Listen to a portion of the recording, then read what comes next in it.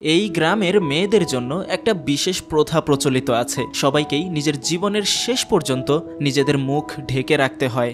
আর যদি শুধুমাত্র পরিবারের মানুষ ব্যতীত অন্য কোনো পুরুষ কোনো মেয়ের মুখ দেখে ফেলে, তাহলে সেই মেয়েকে একটা বড় কুয়াতে ঝাঁপ দিয়ে নিজের জীবনের বলি দিতে হয়।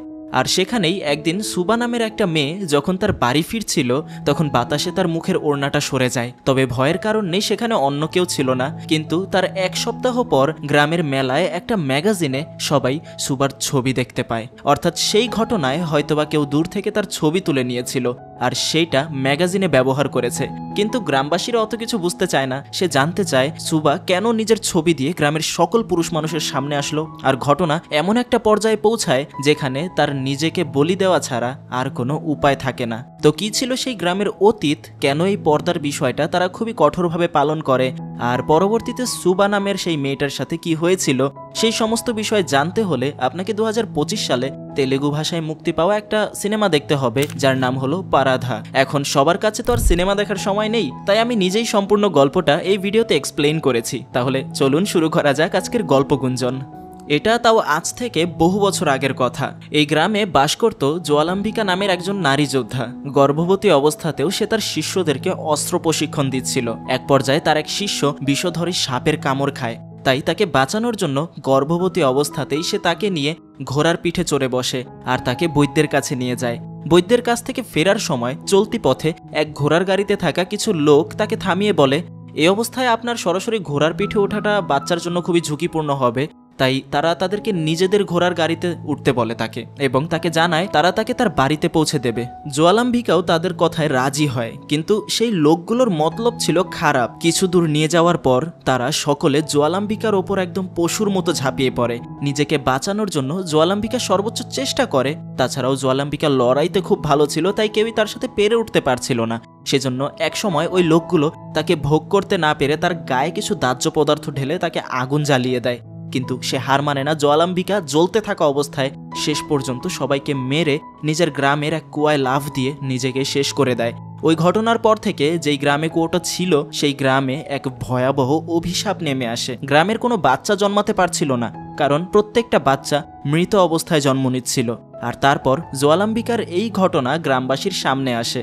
গ্রামবাসীরা সেই অভিশাপ থেকে বাঁচার জন্য গ্রামের মধ্যে জোয়ালাম্বিকার একটা মূর্তি স্থাপন করে এবং তার পুজো করতে শুরু করে। কিন্তু তবুও গ্রাম থেকে অভিশাপ সরছিল না।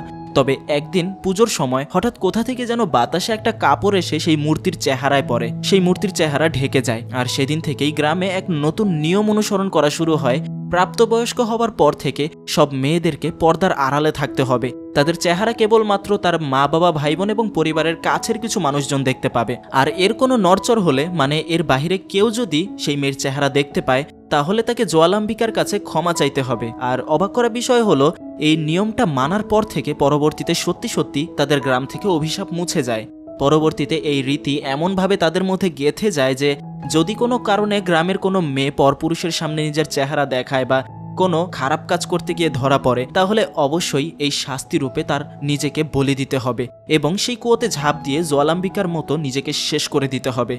আর তা না করলে গ্রামের ওপর নাকি এই অভিশাপ আবার ফিরে আসবে, কেউ আর সন্তান জন্ম দিতে পারবে না। এরপর থেকেই বছরে একদিন বড় করে জোয়ালাম্বিকার আরাধনা শুরু হয়। সেখানে আমরা ঘটনার বর্তমানে ফিরে আসি। যে ঘটনা বললাম সেটা প্রায় 100 বছর পুরনো। তারপর বছরের পর বছর, যুগের পর যুগ পার হয়েছে, এই গ্রামে সেই রীতি এখনো পালিত হয়ে আসছে।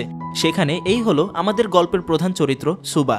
সুবা পরিবারের একমাত্র মেয়ে। তার মা নেই, অনেক আগেই মারা গিয়েছে, তাই তার বাবা তাকে খুবই যত্নে বড় করেছে। সুবার বাবা ঘুরে ঘুরে মেয়েদের পর্দা বিক্রি করেন।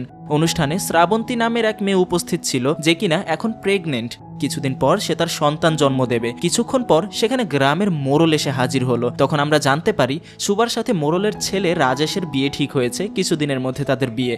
তাদের মধ্যে প্রেম অনেক আগে থেকেই, আর কিছুদিন পর তারা একে অপরকে সারা জীবনের জন্যই পেয়ে যাবে। আর এদিকে সুবার বাবা গ্রামে ঘুরে ঘুরে তার পর্দা বিক্রি করে। এতে অনেক কষ্ট হয় তার। আর এই কষ্ট দূর করার জন্য সুবা তার জন্য একটা মিনি মাইক কিনে নিয়ে আসে। আসলে তার বাবা চিৎকার করে করে কাস্টমার ডাকতো, তাই তার গলায় সমস্যা হয়ে যাচ্ছিল। সেখানে সুবা এই পর্দা বিক্রি করার জন্য নিজের একটা ভয়েস রেকর্ড করে, যাতে তার বাবার আর চিৎকার করে গলা ফাটাতে না হয়। পাশেই তার মায়ের সমাধি, তাই সে তার মায়ের সমাধির সাথে মনের কথাগুলো বলছে। কালকে রাজেশের সাথে তার আশীর্বাদ অনুষ্ঠান। সে তার মায়ের কাছে আশীর্বাদ চায় যেন সব ভালোভাবেই শেষ হয়। এরপর সে তার বাড়িতে যেতে নেয়। মাঝপথে এক ফসলের ক্ষেতের মধ্যে এক দমকা বাতাস তার মুখ থেকে পর্দাটা সরিয়ে দেয়। সুবা সাথে সাথেই পর্দাটা তুলে আবারও তার মুখ ঢেকে ফেলে, কিন্তু সুবার মনের ভয় কোনোভাবেই যেন কাটছিল না। কেউ তাকে দেখে নেয়নি তো? তার ফ্রেন্ড তাকে বোঝানোর অনেক চেষ্টা করে, এখানে ফসল খেতে কে তাকে দেখবে, কেউ ছিল না, তুই কোনো চিন্তা করিস না। বাড়িতে তার বাবা কালকের প্রোগ্রামের জন্য আত্মীয় ও আশেপাশের প্রতিবেশীদের নিমন্ত্রণ করছিল। বাড়িতে এসে সে তার বাবাকে জিজ্ঞাসা করে, মায়ের ছোটবেলার ফ্রেন্ড রত্না মাসিকে বলেছ? আসলে তালে গলে সে রত্নাকে নিমন্ত্রণ জানানোর কথা ভুলেই গিয়েছে। সুবা আরো বলে, যদি রত্না মাসি না আসে তাহলে আমি বিয়েই করব না। রত্না হলো সুবার মায়ের ছোটবেলার বান্ধবী। সুবার মা মারা যাওয়ার আগে রত্নাকে তার সমস্ত দায়িত্ব দিয়ে যায়। তারপর থেকে রত্না সুবার অনেক খেয়াল রাখতো, কারণ তার বাবা তো সবসময় আর বাসায় থাকতো না। এরপর সে তাকে সেই মাইকটা দেখায় এবং অডিওটা শুনিয়ে বলে, এখন থেকে তোমার আর গলা ফাটিয়ে চিৎকার করা পর্দা বিক্রি করতে হবে না, এই নাও, এটা তোমার জন্য। সময় নষ্ট না করে তার বাবা রামরাও রত্নাকে কল করে এবং বিয়েতে আসতে বলে। কিন্তু রত্নার দুটো স্কুল পড়ুয়া ছেলে আছে যাদের সামনেই পরীক্ষা, আবার রত্নার জামাইয়ের অফিস থেকেও ছুটি নেওয়া এখন কোনোভাবে সম্ভব নয়, তাই তার হাজবেন্ড নাকি আসতে পারবে না। কিন্তু তিনি তো তাকে ভালো মতোই নিমন্ত্রণ জানিয়ে দেয়, তাই রত্না তাকে বুঝিয়ে বলে এবং তার হাজবেন্ড রাজি হয়। কিন্তু তাকে 2 দিন পরে বাড়িতে ফিরতে হবে। তারপর এই হলো গৌরী। কালকে সে গ্রামের নিয়ম অনুযায়ী প্রাপ্তবয়স্ক হবে এবং সকলের সামনে আনুষ্ঠানিকভাবে তাকে পর্দা পরানো হবে। গৌরী বাহিরে কিছু ছেলেদের দেখতে পায়, ব্যাডমিন্টন খেলছে তারা, তাই সে মনে মনে বলে আমিও ব্যাডমিন্টন খেলবো। কিন্তু তখন তার মা তাকে না করে দেয়। গৌরী তার মাকে জিজ্ঞাসা করে, তার পর্দা পরিধান তো কালকে হবে, আজকে তো সে বাইরে খেলতে পারবে। তখন আমরা দেখতে পাই ওই দিন অনুষ্ঠানে সেই প্রেগনেন্ট মহিলা শ্রাবন্তী এই বাড়ির মেয়ে। শ্রাবন্তী তাকে বলে, তোর বাহিরে যাওয়ার দরকার নেই, যদি জ্বালাম্বিকা দেবী রেগে যায় তাহলে আমাদের সন্তান জন্মের আগেই সেটা মারা যাবে। যা শুনে গৌরী বলে সে আর বাহিরে যাবে না। তার মানে বুঝতেই পারছেন এই গ্রামের মানুষেরা নিয়মের সামান্য একটু বহির্ভূত হয় না। এদিকে সুবা একা একা একটা পুরনো পরিত্যক্ত ট্রেনের বগিতে ছিল, সেখানে রাজেশ তার জন্য অপেক্ষা করছে। তারা এখানেই একে অপরের সাথে কথা বলে, দেখা করে, কিন্তু এখনো পর্যন্ত রাজেশ তার প্রাপ্তবয়স্ক হওয়ার পর কখনো তার চেহারা দেখেনি। কিন্তু সুবা চাইলেই রাজেশকে দেখতে পারে, কিন্তু সে নিজে কথা দিয়েছে যতদিন না পর্যন্ত রাজেশ তাকে দেখতে পাচ্ছে সেও রাজেশকে দেখবে না, এভাবেই বিয়ে করবে। তাই তারা এমনভাবে বসে থাকে যাতে কেউ একজন অপরজনকে দেখতে না পায়। 3 দিন পরেই তাদের বিয়ে। আজ পর্যন্ত সেই প্রতিজ্ঞা ভঙ্গ করেনি। সুবা বিয়ের পরে তাদের ভবিষ্যৎ পরিকল্পনা করছিল। আসলে ছোটবেলা থেকেই তারা একসাথেই বড় হয়েছে, তাই প্রাপ্তবয়স্ক হওয়ার পর তাকে দেখতে না পারলেও তাদের সম্পর্ক অনেক আগে থেকেই। তাদের একটা ছোট্ট সংসার হবে, রাজেশ চাকরি করবে, এই বিষয় নিয়ে অনেক পরিকল্পনা করতে থাকে তারা। এরপর আমরা দেখতে পাই সকল নিয়মকানুন মেনে গৌরীর মাথায় পর্দা দেওয়া হয়, যেখানে গ্রামে উপস্থিত ছিল সবাই। এরপরই সুবা এবং রাজেশের এঙ্গেজমেন্টের প্রস্তুতি নেওয়া হবে, যেখানে রত্না মাসিও উপস্থিত হয়। রত্নার মাথায় পর্দা দিতে দেখা যায় না, কারণ সে অন্য গ্রামের মেয়ে। তাদের এই নিয়ম শুধুমাত্র এই গ্রামের মেয়েদের জন্য। অনুষ্ঠান চলাকালীন এক লোকের হাত থেকে একটা ম্যাগাজিন তখন নিচে পড়ে যায়, যে ম্যাগাজিনের ফ্রন্ট পেজেই ছিল সুবার ছবি। একটা ছোট্ট বাচ্চা সেই ম্যাগাজিনটা তুলে একটা ঝুড়ির উপর রেখে দেয়, যে ঝুড়িতে বিয়ের জিনিসপত্র রাখা ছিল। না দেখেই সেই ঝুড়িটা একজন মহিলা রাজেশের পরিবারের সামনে রেখে দেয়। ঝুড়িতে থাকা ছবি দেখে তারা নিজেরা কথা বলতে শুরু করে। যেহেতু রাজেশের মা সুবাকে দেখেছে, তাই তাকে দেখেই সে চিনতে পেরে যায়। গ্রামের লোকেদের তারা বলতে শুরু করে, আরে এটা তো সুবার ছবি। গ্রামের লোকেদের তো এই চেহারা দেখানো মানা, তাহলে সুবার ছবি এখানে কেন? তার মানে সে কোনো কাণ্ড ঘটিয়েছে। তাই কয়েকজন মিলে সুবাকে জিজ্ঞাসা করতে যায় কাকে সে তার চেহারা দেখিয়েছে। জিজ্ঞাসা করে তখন সুবা বলে, আমি কিছু জানি না, আমি কাউকে আমার চেহারা দেখাইনি। সেদিন ফসলের ক্ষেতে বাতাসে আমার পর্দা উড়ে গিয়েছিল, সে সময় হয়তো কেউ লুকিয়ে আমার ছবি তুলে নিয়েছিল। তার এই কথায় তখন কেউ বিশ্বাস করে না, সবাই তাকেই সন্দেহ করে, আর গ্রামের লোকেরা তার কোনো কথা মানতে রাজি নয়। আর বিষয়টা হলো, যেভাবেই হোক তার চেহারা তো দেখে ফেলেছে গ্রামের সবাই, এখন এখানে তার দোষ থাকুক আর না থাকুক। আর ঘটনা গড়াতে গড়াতে সেই নিয়ম অনুযায়ী গ্রামের লোকেরা সিদ্ধান্ত নেয়, যেহেতু তার চেহারা সবাই দেখে ফেলেছে, তাই নিয়ম অনুযায়ী তাকে নিজের বলিদান দিতেই হবে। তা না হলে গ্রামে যত গর্ভবতী মেয়েরা আছে তাদের প্রত্যেকের সন্তান মারা যাবে। এমনকি শ্রাবন্তী নামের ওই মেয়েটার সন্তানও মারা যাবে, যার নাকি সামনে কিছুদিনের মধ্যে ডেলিভারি হতে চলেছে। সেখানে রত্না মাসি গ্রামবাসীদের বোঝানোর অনেক চেষ্টা করে, কিন্তু গ্রামবাসীরা তাকে এই বলে চুপ করিয়ে দেয়, আপনি তো বাইরে থেকে এসেছেন, গ্রামের নিয়ম আমাদের মানতেই হবে, তা না হলে ঘোর অমঙ্গল হবে। রাজেশও তাদের বোঝানোর অনেক চেষ্টা করে যে সুবার কোনো দোষ নেই, ও নির্দোষ, কিন্তু গ্রামবাসীরা কারো কথায় শোনে না। শ্রাবন্তী এবং তার স্বামী খুবই চিন্তায় থাকে, কারণ যদি জ্বালাম্বিকা দেবী শান্ত না হয় তাহলে তাদের বাচ্চা মারা যাবে। রত্না মাসি তখন গ্রামের মোড়লকে হুমকি দিয়ে বলে, আপনারা যদি সুবাকে এই কাজ করতে বাধ্য করেন তাহলে আমি পুলিশে খবর দেব, আপনাদের সবাইকে জেলে পাঠাবো। তখন গ্রামের মোড়ল বলে ওঠে, এই কথাগুলো সুবার বাবাকে বলতে বলুন। সুবার বাবা তখন চুপ করে বসে থাকে, আর বলার মতো তার কোনো ভাষা নেই, কারণ সুবা যখন তার মায়ের পেটে তখন ভুলে এক মহিলার পর্দা উঠে গিয়েছিল এবং মানুষজন তার চেহারা দেখে ফেলেছিল। সুবার বাবা সুবাকে বাঁচানোর জন্য গ্রামের সকলকে একত্রিত করে ওই মহিলার বলিদান করানোর জন্য সুপারিশ করেছিল। সে নিজের মেয়েকে বাঁচানোর জন্য এই কাজ করেছিল, তাই আজকে সেও নিশ্চুপ। রত্নামাসি তাকে বোঝানোর চেষ্টা করে এই গ্রামের সবকিছু কুসংস্কার, এখান থেকে বাঁচতে হলে তাকে গ্রাম ছেড়ে পালিয়ে যেতে হবে। কিন্তু সুবা পালিয়ে যেতে চায় না, কারণ সে পালিয়ে গেলে সবাই মনে করবে সেই অপরাধী, তার পরিবারকেও তারা দোষী করবে, তার বাবাকেও তারা গ্রাম ছাড়া করবে। তাই সে স্বেচ্ছায় তার জীবন বলিদান দেবে, সে রাজি হয়ে যায়। আর মূলত এখানে এই নিয়মকানুনগুলো মানুষদেরকে এতটা পরিমাণে ইনফ্লুয়েন্সড করে রেখেছিল, এতটা পরিমাণে মগ্ন করে রেখেছিল, তারা কোনটা ভালো, কোনটা ঠিক, কোনটা ভুল, এই সমস্ত বিষয়ের চিন্তা করতে ভুলেই গিয়েছে। তারা শুধু নিয়ম মানতে চায়। শেষবারের মতো সে রাজেশের সাথে সেই পুরনো বগিতে দেখা করতে যায়। রাজেশ তাকে বলে, যে ব্যক্তি তোমার ছবি তুলেছে সে ধর্মশালায় থাকে, চলো আমরা তার সাথে দেখা করি এবং গ্রামের মানুষের সামনে সত্যটা তুলে ধরি। কিন্তু সুবা এসব কিছু করতে চাচ্ছিল না। সে বলে, যাই হয়ে যাক, কালকে তার বলি দেওয়াই হবে। সে এতে রাজি, কিন্তু রাজেশ তাকে এই বলে মানা করে দেয় যে আমি তোমাকে বিশ্বাস করি, তুমি কাউকেই নিজের চেহারা দেখাওনি। কিন্তু সুবা সেখান থেকে কান্না করতে করতে চলে যায়। আজ সুবার বলিদান দেওয়া হবে। সকলের সামনে পুজো পাঠ করিয়ে তাকে দেবীর সামনে নিয়ে যাওয়া হয় এবং দেবীর কাছে ক্ষমা চাইতে বলা হয়। কিন্তু সুবা ক্ষমা চাইবে না বলে জানিয়ে দেয়, কারণ সে তো কোনো অপরাধ করেনি। দেবীর যদি মনে হয় সে অপরাধ করেছে তাহলে সে তাকে মেরে ফেলবে, আর যদি মনে হয় সে নিরপরাধ তাহলে দেবী তাকে বাঁচিয়ে নেবে। এরপর তাকে সেই কুয়ার সামনে নিয়ে যাওয়া হয় এবং তার শরীরের সাথে একটা পাথর বেঁধে, তার হাত পা সবকিছু বেঁধে তাকে কুয়োর পানিতে ফেলে দেওয়া হয়। ঠিক সেই সময়ে মূর্তির আশেপাশে তুমুল ঝড় শুরু হয় এবং এত বছর যাবৎ চলে আসা দেবীর সামনের সেই প্রদীপটাও নিভে যায়, যা দেখে একজন প্রধান মহিলা সেই কুয়ার সামনে গিয়ে বলে, তাড়াতাড়ি ওই মেয়েকে কুয়োর থেকে উঠিয়ে আনো, দেবী আমাদের উপর রেগে গেছে। সাথে সাথেই রাজেশ কুয়াতে ঝাঁপ দিয়ে সুবাকে জীবিত উদ্ধার করে নিয়ে আসে। সুবাকে তো উঠে আনা হয়, কিন্তু গ্রামবাসীদের চিন্তা এখনো শেষ হয় না। রত্না গ্রামবাসীদেরকে বোঝানোর চেষ্টা করে যে সুবা যদি আসলেও নির্দোষ হয়ে থাকে আর তোমরা যদি তাকে মেরে ফেলো তাহলে দেবী আরো বেশি রেগে যাবে। দেবী কোনো নির্দোষ মানুষের বলি চায় না, তাই নিজেকে নির্দোষ প্রমাণ করার জন্য তাদেরকে আরো একটা সুযোগ দেওয়া উচিত। রাজেশ তখন সবার উদ্দেশ্যে বলে যে যেই ফটোগ্রাফার এই ছবিটা তুলেছে সে ধর্মশালাতে থাকে, আমি খোঁজ নিয়েছি। আমরা যদি সেই ফটোগ্রাফারকে খুঁজে বের করতে পারি তাহলেই আসল সত্য বেরিয়ে আসবে। আমার কাছে তার নাম্বার আছে, কিন্তু আমি কিছুতেই তার সাথে যোগাযোগ করতে পারছি না। মোরল তাদেরকে বলে, এখন একটাই উপায়, তোমাদের নিজেদের গিয়ে ওই ফটোগ্রাফারকে খুঁজে আনতে হবে। ঝামেলা যেহেতু তোমরা করেছো তাই উপায়টা তোমাদেরই বের করতে হবে। যদি প্রমাণ করতে পারো ছবি তুমি ইচ্ছাকৃতভাবে তুলোনি তাহলে তোমাকে ক্ষমা করে দেওয়া হবে। গ্রামবাসীরা এটাও বলে সকল কিছু তার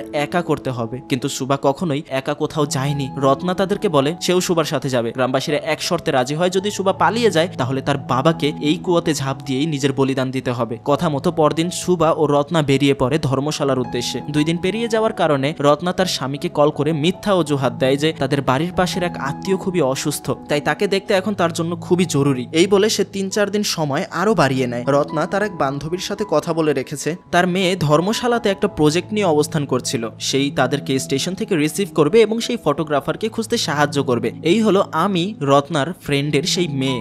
আমিকে তার মা কল করে সুবা এবং রত্নার সব কথা খুলে বলে, এখন তাদেরকে এয়ারপোর্ট থেকে রিসিভ করার কথা বলে, কিন্তু সে যেতে পারবে না বলে জানায়, কারণ তার প্রজেক্টে এখন অনেক চাপ আর সামনেই তাদের ডিপার্টমেন্টের হেড ঘোষণা করা হবে।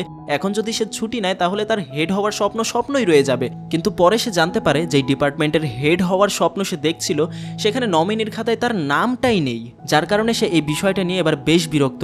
এমনকি সে তার মায়ের সাথে দেখাও করতে যায় না। সব সময় যে প্রজেক্টের পেছনে সে নিজের সময় উজাড় করেছে সেই প্রজেক্টে নাকি তার নামই নেই, আর এখন নাকি সেই প্রমোশন অন্য একজনকে দিয়ে দেওয়া হচ্ছে। তাই সে এখন সিদ্ধান্ত নিয়েছে সমস্ত ছুটি এবার সে একসাথেই নেবে এবং সুবাকেও সাহায্য করবে। এর ফলে অন্তত সে ঘুরে আসতে পারবে কোথা থেকে। স্টেশনে গিয়ে সে তাদেরকে রিসিভ করে। ঠান্ডা পড়ার কারণে রত্না কিছু শীতের কাপড় কিনতে লাগে, তবে ভিড়ের মধ্যে একসময় সুবা তাদেরকে হারিয়ে ফেলে।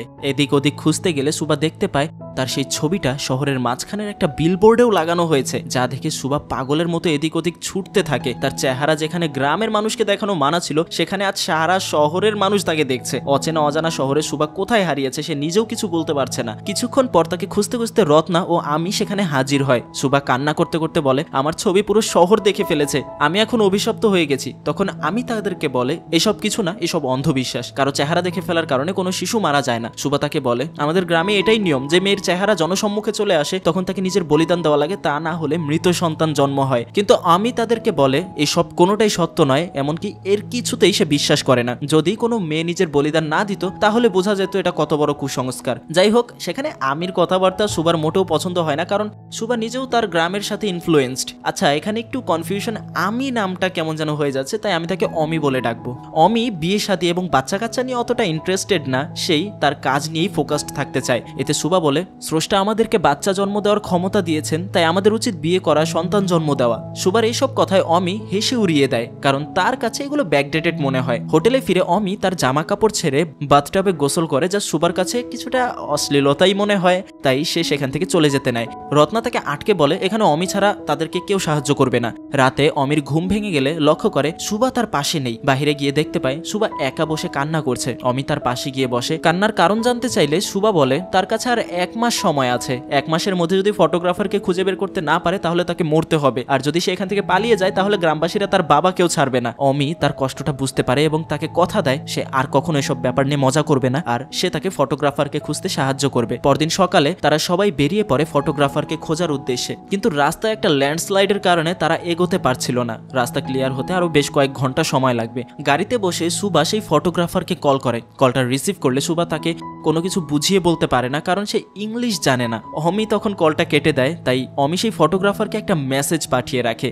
এদিকে রত্নাকে তার হাজবেন্ড বারবার কল করছিল, একা একা বাচ্চাদের সামলাতে তার বেশ কষ্ট হচ্ছিল, তাই সে তাকে তাড়াতাড়ি বাড়িতে ফিরতে বলে। তবে সেখানে কোনো রকমে রত্না বিষয়টাকে ম্যানেজ করে। এদিকে মোরল তার ছেলেকে বোঝায় সুবা যদি নিজেকে নির্দোষ প্রমাণ করেও নেয় তাও তুই ওকে বিয়ে করিস না, সুবার চেহারা এখন পুরো গ্রামের মানুষ দেখে ফেলেছে। রাজেশ তখন বুঝতে পারে না তার কি করা উচিত। রাতে বাজারে গেলে সে দেখতে পায় সেই ম্যাগাজিনটা দোকানে সাজিয়ে রাখা হয়েছে, সবাই সুবার ছবি হাত দিয়ে ধরছে। তাই কিছু সময়ের জন্য সে সুবাকে বিয়ে করার সিদ্ধান্ত থেকে কেমন যেন একটু সরে আসতে শুরু করে। আর অপরদিকে সুবা গাড়িতে বসে না থেকে তার আশপাশ ঘুরে দেখছিল। সেখানে সুবারা রাতে একটা ক্যাম্পে অবস্থান করে। তখন একজন লোক তাদেরকে একটা গল্প শোনায়, যার মূলভাব অনেকটা এরকম যে আমাদের সকলকে লড়াই করতে হবে। যদি আমরা লড়াই করে হেরে যাই সেটা আমাদের জন্য হার না, সেটা বিজয়। আর যদি আমরা ভয়ে লড়াই না করি সেটাই আসলে আসল পরাজয়। আমাদের সমাজের নানান জায়গায় নানান অজুহাতে মানুষদের আটকে রাখার চেষ্টা করা হয়। আমাদের প্রয়োজনে পরাধীনতার জাল ভেদ করে সামনে এগিয়ে যেতে হবে। তার কথায় সুবা বুঝতে পারে তাদের গ্রামের রীতিনীতি আসলে একটা কুসংস্কার, যার কারণে তাদের গ্রামের মেয়েরা আছে এতটা পিছিয়ে। কিন্তু এতদিনের বিরুদ্ধে কেউ কোনো কথা বলেনি। সুবার মাথায় একদম তার মায়ের কথা ঘুরপাক খাচ্ছিল। তার মা তাকে বলেছিল সবসময় মুখে পর্দা দিয়ে রাখতে, এই পর্দাই তাকে রক্ষা করবে। তাই আবারও সে বিষয়গুলোতে পিছিয়ে যায়। তারা 3 জন সেই গ্রামে বেশ ঘুরে বেড়াচ্ছিল। নেটওয়ার্ক ফিরে আসায় সুবার ফোনে তার ফ্রেন্ডের মেসেজ আসে।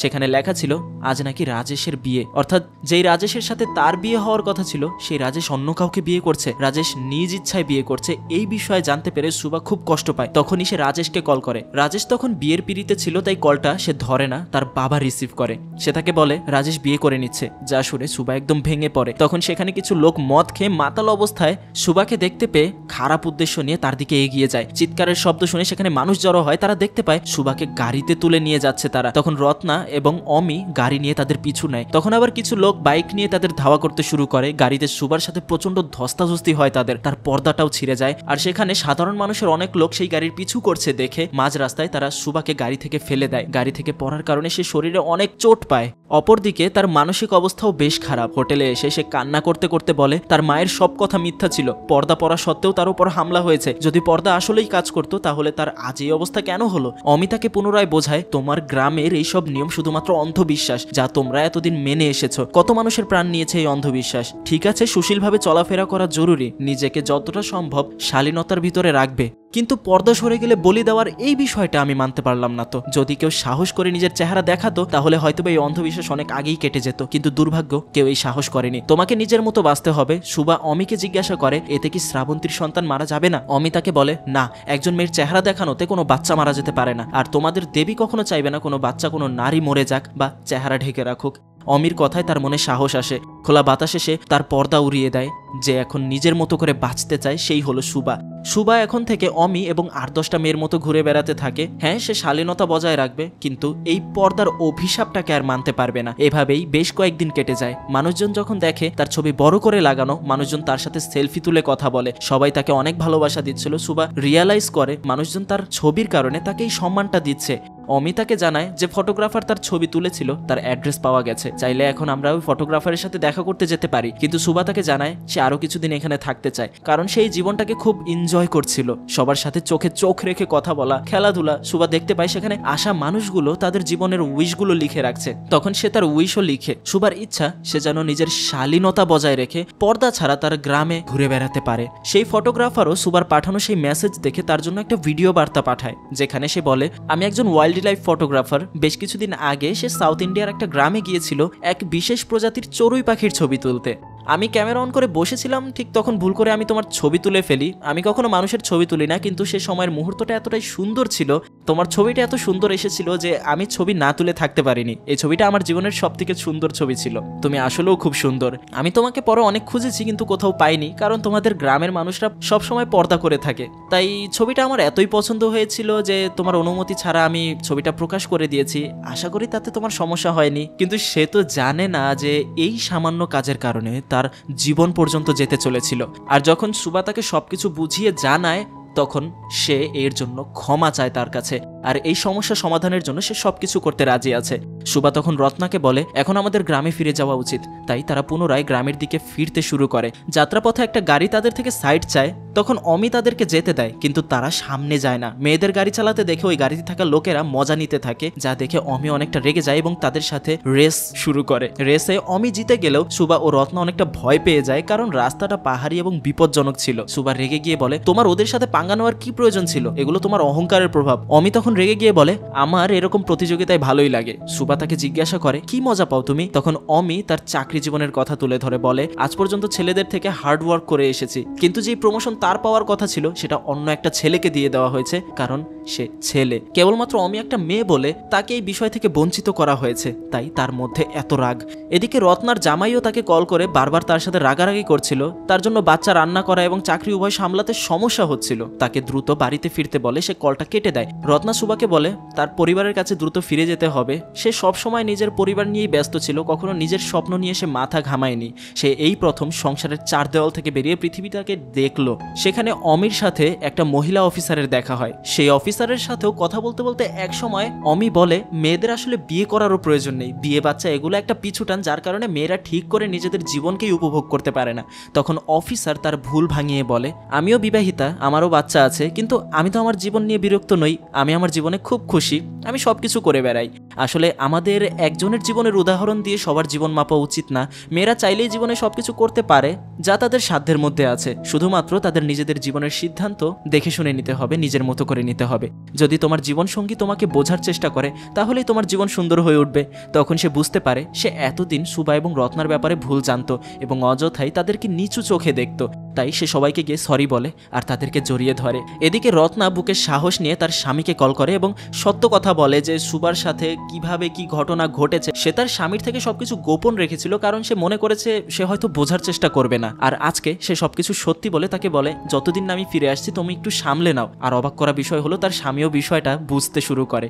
এরই মধ্যে গ্রামে শ্রাবন্তীর প্রসব বেদনা শুরু হয়। ওই যে সেই মেয়েটা যার কিছুদিনের মধ্যে ডেলিভারি হতে চলেছিল, আজকে তার ডেলিভারি হবে। গ্রামবাসী ঘাবড়ে যায় এবং সুবার বাবাকে বলে সুবাকে কালকেই ফিরে আসতে হবে, তা না হলে শ্রাবন্তীর বাচ্চা মৃত জন্ম নেবে। তাই তার বাবা তাকে কল করে কালকেই ফিরে আসতে বলে। সুবা তখন তার সামনে পড়ে থাকা সেই ম্যাগাজিনটা খুলে পড়তে শুরু করে, যেখানে মেয়েদের সাহস এবং বীরত্বের কাহিনী লেখা ছিল যে প্রত্যেকটা পুরুষের বীরত্বের পিছনে এক নারীর হাত, প্রত্যেকটা পুরুষের সফলতার পেছনে এক নারী। যা দেখে সুবা ভাবে এতদিন সে কিচ্ছু করেনি, কিন্তু মনে হয় এবার সে জীবনে কিছু একটা করেছে নিজের চেহারা দেখিয়ে। এটাই তার জন্য একটা সুযোগ গ্রামের মানুষের কুসংস্কার ভাঙার। তাই সে পরদিন তার গ্রামের উদ্দেশ্যে বেরিয়ে পড়ে। গ্রামে পৌঁছে সুবা পর্দা ছাড়াই সামনের দিকে এগোতে থাকে। আর সুবাকে পর্দা ছাড়া দেখে গ্রামের সবাই অবাক হয়ে তাকিয়ে থাকে। এদিকে শ্রাবন্তী ব্যথা সহ্য করতে না পেরে জ্ঞান হারায়, যা দেখে সবাই মনে করে শ্রাবন্তী হয়তোবা মারা গেছে, দেবীর অভিশাপ তাদের ওপর পড়েছে। তাই শ্রাবন্তীর স্বামী সুবাকে মারার জন্য এগিয়ে যায়। তখন একজন এসে জানায় শ্রাবন্তীর একটা কন্যা সন্তান হয়েছে, শ্রাবন্তীও সুস্থ আছে।